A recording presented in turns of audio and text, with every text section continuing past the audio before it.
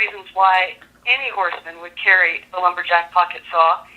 Many, many times we as horsemen find ourselves on a loop trail. For the last mile or so, we encounter a tree across the trail, and we end up making a 20-mile ride instead of a 10-mile ride because we had to backtrack.